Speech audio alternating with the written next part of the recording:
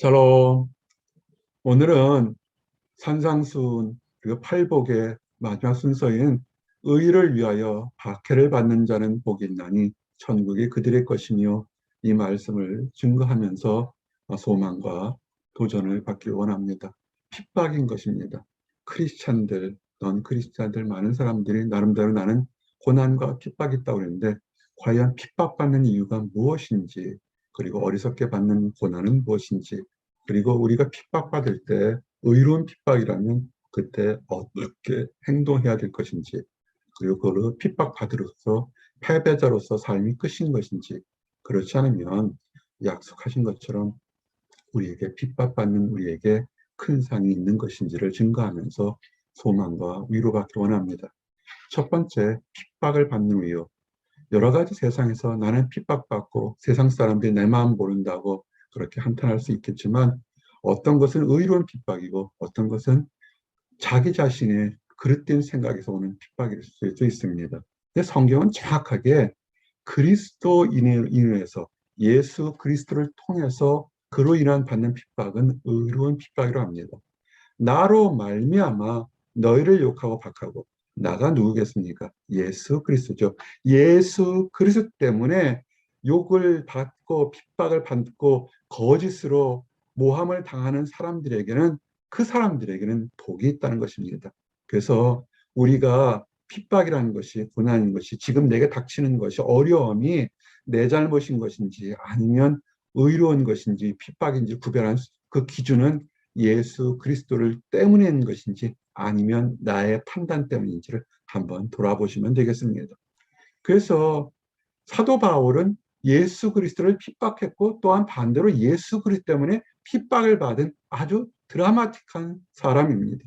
예수 그리스도의 실제를 보기 때문에 예수 그리스도의 복음을 전하는 사람들 잡아다가 죽이기도 하고 옥에 가두는 아주 못된 짓을 했다가, 그가 예수 그리스도가 살아서 부활하신 하나님의 아들임을 깨닫고는 완전히 삶을 정해서 그가 생명을 놓고, 우리가 죽였던 예수 그리스도가 하나님의 아들이고 그분은 부활하셨고 그분의 피로 인해서 우리가 죄사함의 용서를 받겠다고 증거했습니다. 그러자 보니까 마치 이 복음을 전하는 것을 반대하는 사람들에게 정말 눈에 가시처럼 생각해서 사도 바울을 정말 많이 죽이려고 했습니다. 그래서 그의 고백처럼 복음으로 말미암아 내가 주인과 같이 매이는 데까지 고난을 받았으나, 그가 정말 매마다 죽은 아사지경까지 거의 죽었죠. 빈사 상태까지 갔었고 배에 빠졌고 풍랑에서 떠밀리고 매를 맞고 정말 많은 고난을 당한 것을 알게 됩니다.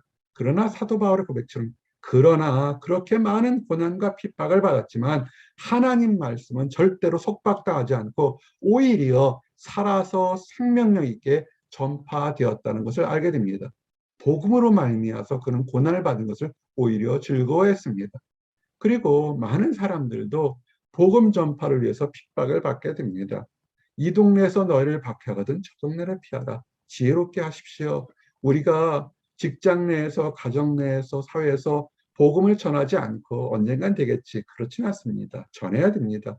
전하는데 어떤 사람은 그냥 무관심할 수 있지만, 어떤 사람은 생명의 위협을 가할 정도로 행동으로 말로 우리는 핍박을 하는 경우 있습니다.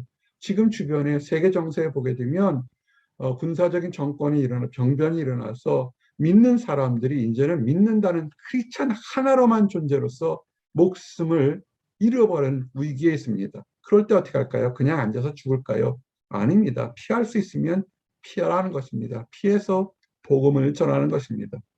그래서 하나님께서 복음 전파로 받는 핍박이 얼마나 큰지를 알 수 있고, 또한 피할 길도 주십니다.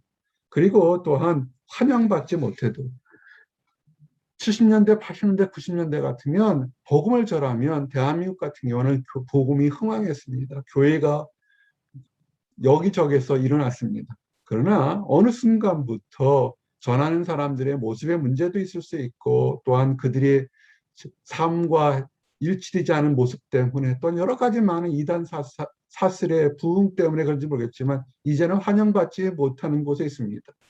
그럼 어떻게 할까요? 지금처럼 이제는 온라인 예배를 드릴 수밖에 없는 현실 속에서 그런 복음 전환을 않아야 될까요? 그렇게 하면 안 됩니다.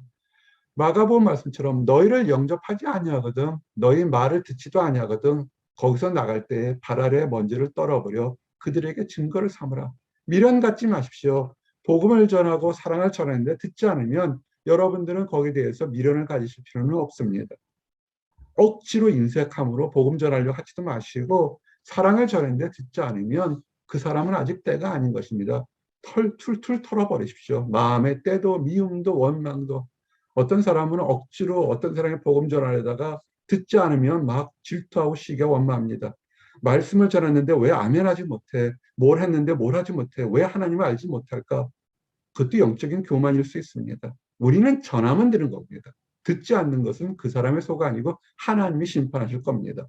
툴툴 털어버리고 나가십시오. 그러면서 또 다른 곳에 가서 회개하라 전파하면 거기 들을 사람이 있습니다. 듣는 곳에서 역사가 일어납니다. 귀신이 쫓아내고 많은 병자들에게 고침을 받을 수 있습니다.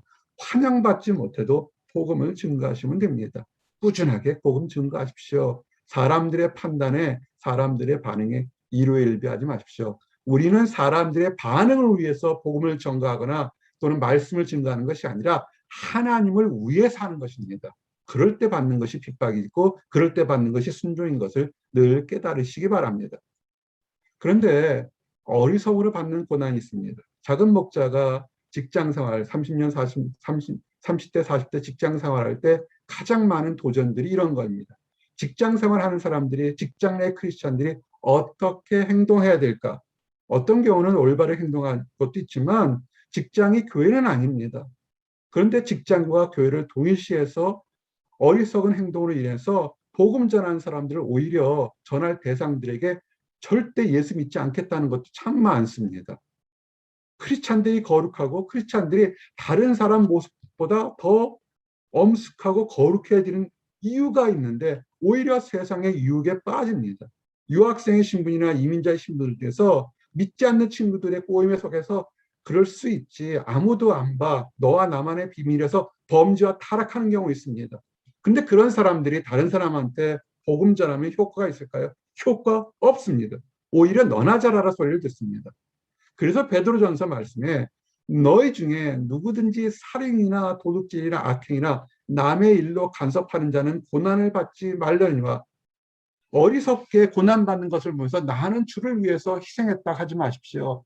이단과 사이비들이 그들이 목숨을 거는 것이 자기들 하나님이 원하신 것이 아닌데 마치 이러는 것이 하나님으로부터 칭찬받는 일이라는 것처럼 하면서 그릇된 행동들을 합니다. 범죄함으로 받수 인해서 고난받는 것은 그것은 회개할 문제지 하나님의 칭찬받을 일이 아닌 것입니다. 그래서 시편 107편의 말씀은 미련한 자들은 그들의 죄악의 길을 따르고 그들은 악을 범하기 때문에 고난을 받습니다. 많은 사람들 중에 일부 이런 사람들이 있습니다. 아, 나는 너무 힘들어요. 나는 너무 답답해요. 왜 내 마음 몰라줄까요?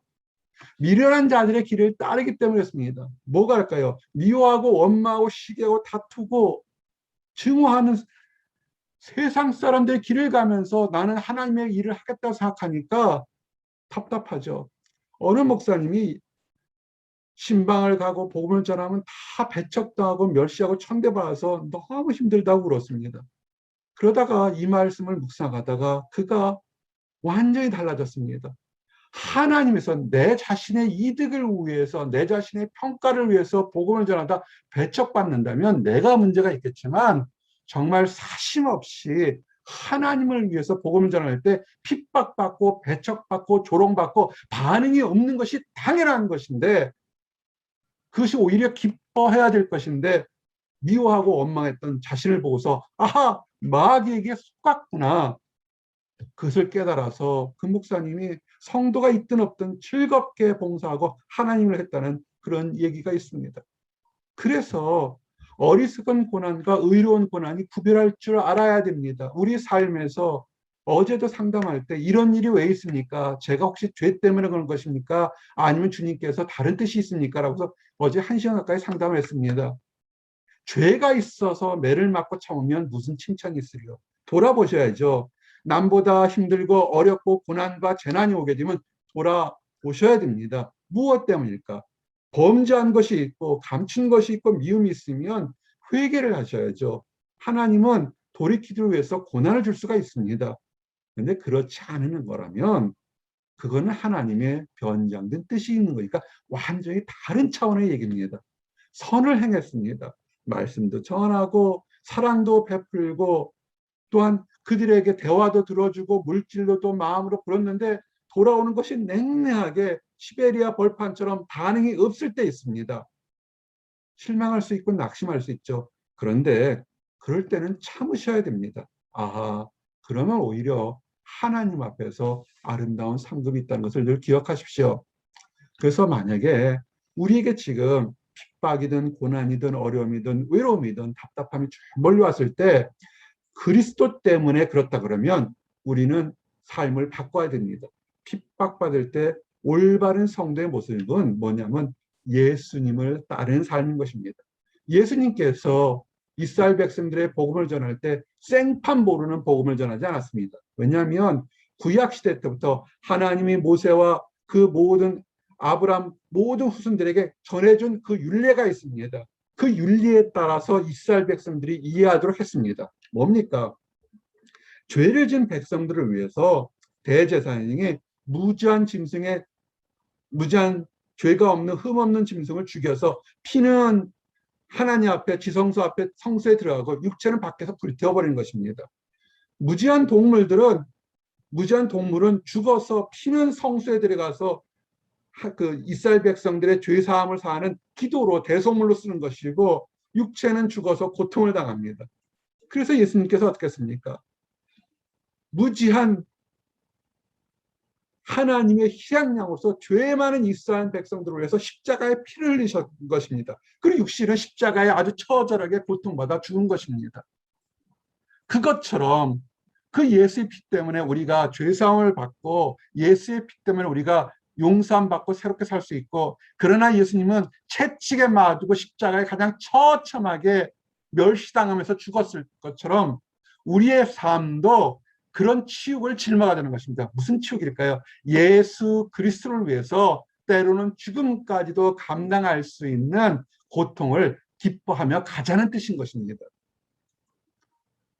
그래서 예수님 때문에 외롭고 크리스찬으로서, 그렇죠. 요새 외로운 성도들 많아요. 우리 성도들 외로워하는 거 보면 정말 마음이 아플 때가 많습니다.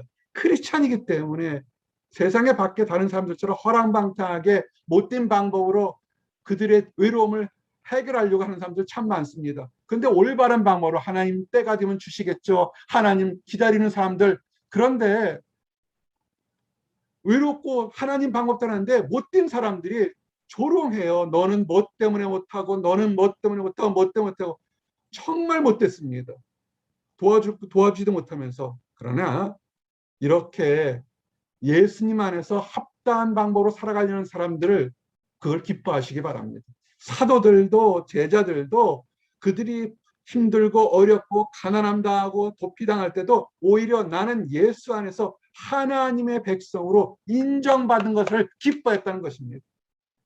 하나님의 백성으로 인정받는 것을 더 기뻐하십시오. 세상에서 잘 먹고 잘 살고 편히 사는 거 길어야 120년이다. 금방 사라집니다. 세계 정사를 보십시오. 권력을 잡은 사람들이 그 정권이 끝나게 되면 얼마나 모욕과 회방을 당하는지를 보게 됩니다. 우리는 예수 그리스도 안에서 하나님의 인정받은 성도로 기뻐함을 살아가시기를 원합니다. 그리고 또한 하나님은 2000년 전에 역사적으로 이 땅에 왔다가 사라진 우리 주 예수 그리스도가 아닙니다. 지금도 살아계셔서 어떤 고난이 올 때 우리의 믿음 안에서 감당할 시험밖에는 주지 않습니다. 그리고 정말 이거는 그 사람의 믿음의 분량이 넘었을 정도로 감당키 어려우면 하나님께서 피할 길도 주실 줄 믿습니다.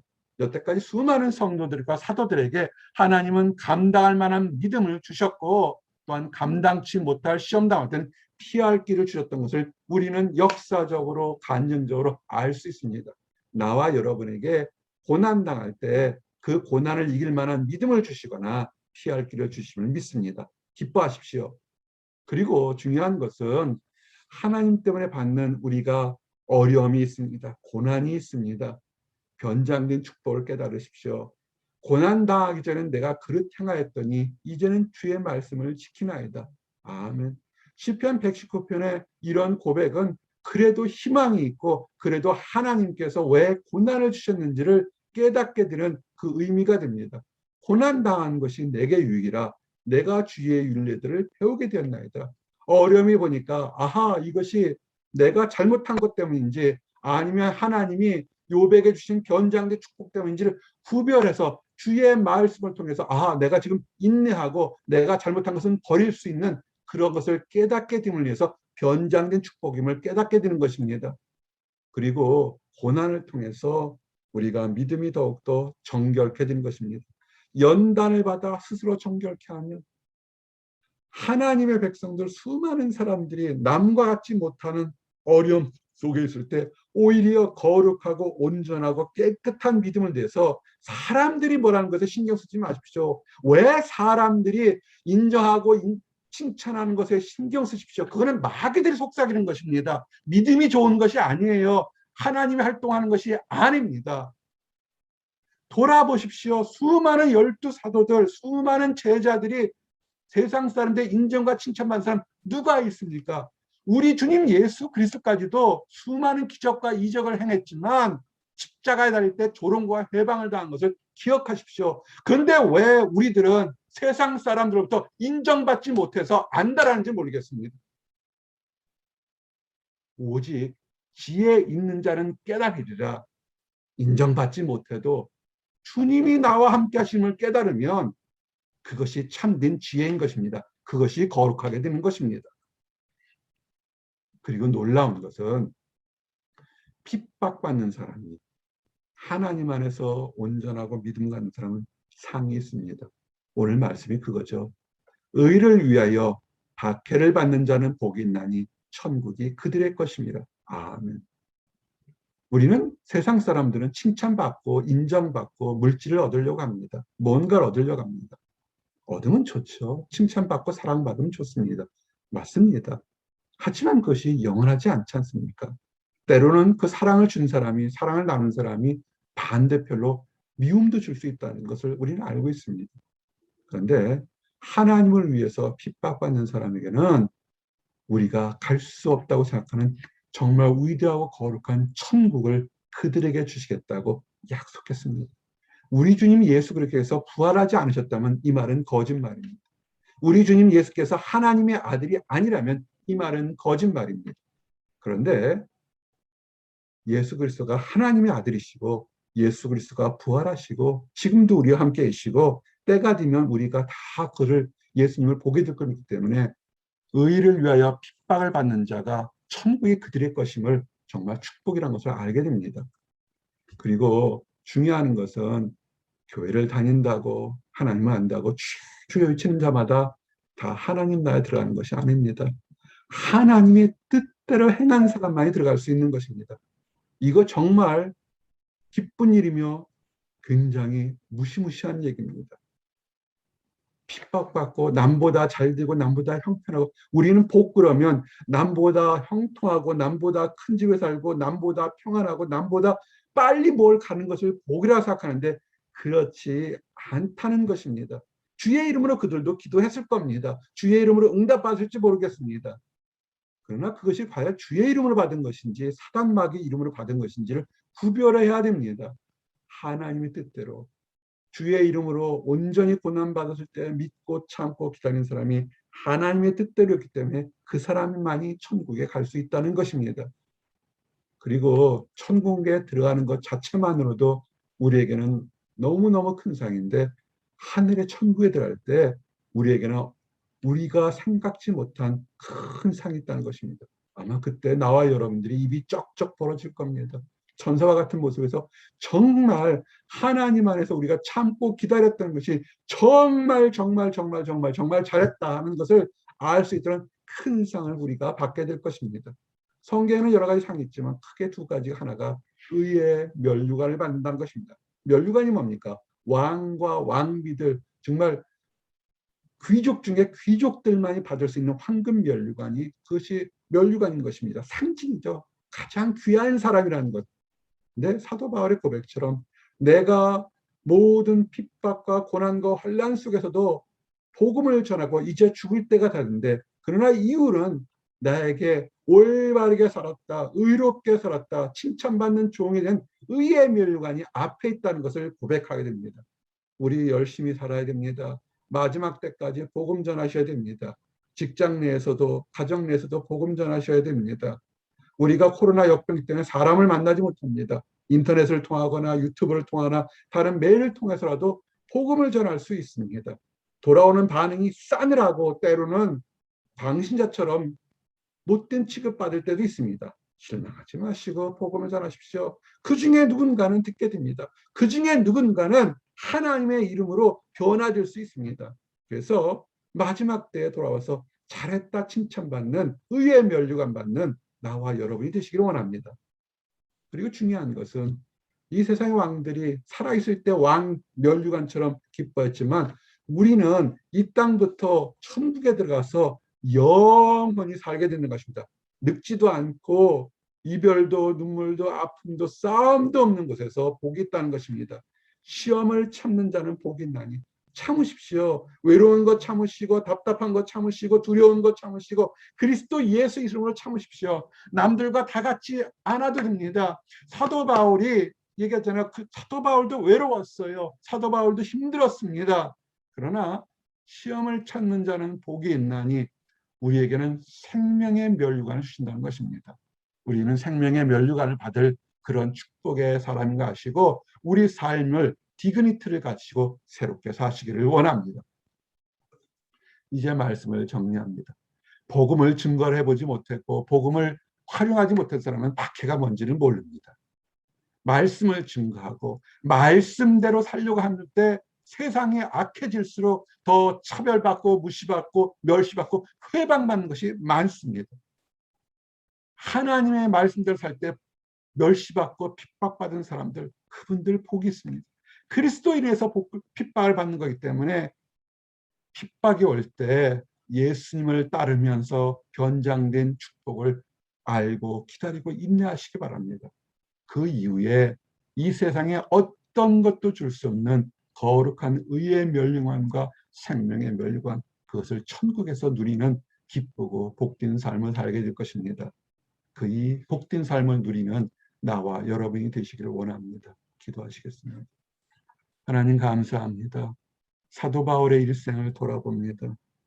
예수 그리스도가 누구신지 예수님이 하신 일이 무엇인지를 몰라서 예수님이 하나님의 아들인지를 몰라서 오히려 그를 믿는 사람들을 핍박하고 옥에 가두고 때로는 죽게 하는 일에 앞장던 사람이 그러나 아버지 죽음에서 부활하신 예수님을 바라보고 그가 모든 많은 해를 당하면서까지도 묵묵히 복음을 전했던 모습을 보게 됩니다.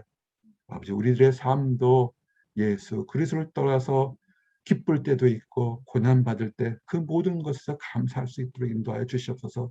어리석음 때문에 범죄함으로 세상에서 조롱받고 멸시받지 않게 하시고 온전하고 순결하고 거룩한 모습을 통해서 아버지 하나님께 나아가도록 허락해 주시옵소서. 하나님의 보호하심으로 일평생 동안 순탁하게 가도 감사하고 때로는 거친 길을 가며 외롭고 두려운 길을 간다 할지라도 하나님을 믿고 나가는 것으로 아버지 기뻐할 수 있도록 인도해 주시옵소서. 그래서 잠시 잠깐 이 세상 사람이 다 끝날 때 우리에게 잘했다 칭찬받는 의의 면류관과 천국에서 영원히 사는 생명의 면류관을 얻게 하심을 인하여 감사합니다. 아직 하나님을 알지 못하거나 하나님을 알지 못하기 때문에 청년 사울처럼 핍박하고 조롱하고 회방하는 사람이 있습니다. 아버지 청년 사울을 사랑하셔서 오히려 변화시켜서 사도 바울로 만든 것처럼 그 사람들도 불쌍히 여기신 줄 압니다. 하나님의 사랑을 깨닫고 하나님 사랑에 변화돼서 진정한 아버지 기쁨을 맛볼 수 있도록 축복하시고 먼저 이 기쁨을 발견한 우리들이 그 사람들에게 사랑의 손을 내밀어 함께 하나님 대열에 들어가도록 허락하여 주시옵소서. 늘 감사드립니다. 예수 그리스도 이름 받들어 기도드렸습니다. 아멘.